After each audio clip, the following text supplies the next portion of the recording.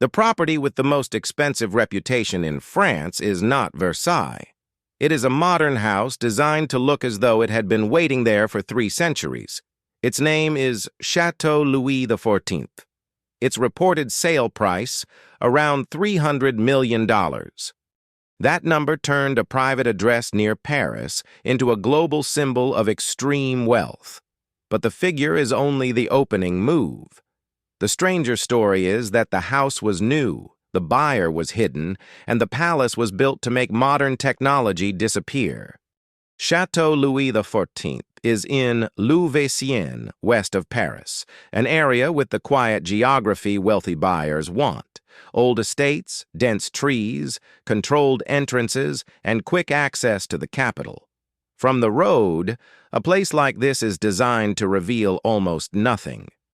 The building was constructed between 2008 and 2011. That matters because the facade is deliberately misleading.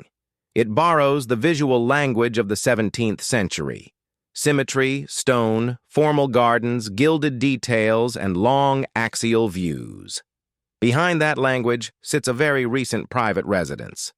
Its developer, Kogamad, describes the project as a new construction inspired by the classical palaces of the Louis XIV era. In other words, this was not a restoration. It was an expensive exercise in manufactured history, built with contemporary systems hidden behind old-world surfaces. In 2015, reporting described the sale as a residential record. The final ownership was initially concealed through companies in France and Luxembourg. Later investigative reporting and the New York Times linked the ultimate buyer to Saudi Crown Prince Mohammed bin Salman. Saudi officials declined public comment on that reporting.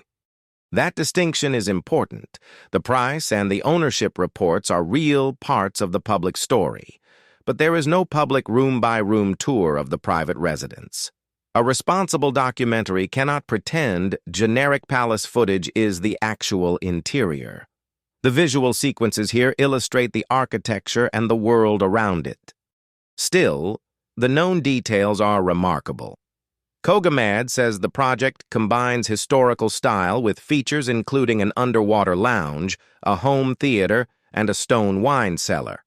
The most useful way to understand the house is not as an old palace, but as a luxury machine wearing an old palace costume.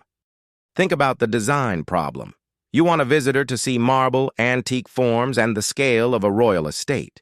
But you also need audio systems, lighting controls, ventilation, surveillance, engineering rooms, and secure access. At this level, luxury is often the art of hiding the machinery. The underwater lounge became the detail people repeated because it collapses the line between a palace and a private resort. It is not there to solve a practical need. It exists because, for this kind of owner, the impossible feature becomes proof that ordinary rules do not apply. The gardens make the same point in a quieter way. Formal geometry is visual authority. Straight paths, symmetrical hedges, and fountains tell a visitor that every inch of the landscape has been controlled. At a billionaire property, even nature can be arranged like a diplomatic reception. News reports from the time also highlighted phone-controlled fountains. Whether a viewer cares about the app is almost beside the point. The message is that a building styled after an absolute monarchy can now answer to a touchscreen, a private network, and a small group of approved users. This is why the reported price attracted attention beyond real estate circles. A normal luxury home is measured in bedrooms, views, and amenities. This property was sold as a complete narrative. French grandeur, modern systems, secrecy, craftsmanship, and an ownership story that seemed designed for the age of offshore structures. It also shows how wealthy buyers think about rarity.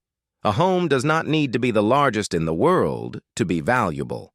It needs a combination other buyers cannot easily reproduce: a protected location, a recognizable name, a coherent aesthetic, a private story, and a price record that makes the asset globally legible. The architecture has another trick. It looks backward, which makes it feel established. New money is often criticized for being too visible. A neoclassical palace borrows the visual authority of old money. It tells the world that the buyer did not just purchase a home, they purchased a place in an older hierarchy. The use of shell companies is not unusual in the global ultra-prime market. Buyers may seek privacy for security, negotiations, tax planning, or simple discretion. But secrecy changes the cultural effect of a property. The house becomes less like a residence and more like a rumor with an address. For a channel like this, that is the real hook. The most compelling luxury stories are not simply expensive. They contain an access problem. There is a gate, there is a sealed ownership structure, there is a room no camera is allowed to enter. The missing information becomes part of the asset's value. The reported buyer made the story even bigger. Mohammed bin Salman is associated with a different scale of capital, one where cultural objects, infrastructure, art, and real estate can also carry strategic meaning. A record French palace is not just a place to sleep. It is a signal stored in stone. There is a lesson here about price records. They are not objective measurements of beauty. They are moments when scarcity, story, privacy, and buyer conviction briefly align. The record tells us that one buyer believed this precise combination of land, architecture, and symbolism could not be replaced later. That is different from saying every chateau should be worth the same. It is a mistake to use one sensational deal as a valuation formula. In ultra-prime real estate, the rarest assets are almost impossible to compare. The result is that the story around a property can matter almost as much as the property itself. Kojamad's own description mentions modern technology set inside that historical language. This is the detail that separates a themed mansion from a serious ultra-luxury project. The systems have to work invisibly.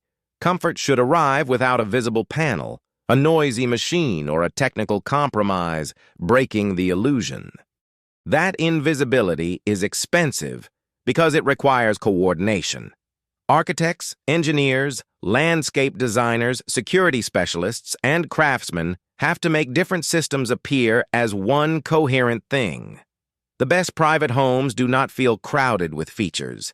They feel inevitable, as though they were always meant to exist. There is no need to invent a secret tunnel or fabricate a forbidden bedroom to make this story work. The verified facts are already strange enough. A new French chateau with an underwater lounge, a record sale, an initially hidden buyer, and a design that turns a modern residence into a performance of history. That is where bad luxury videos lose the audience. They confuse mystery with fiction. The better approach is to make the boundary clear.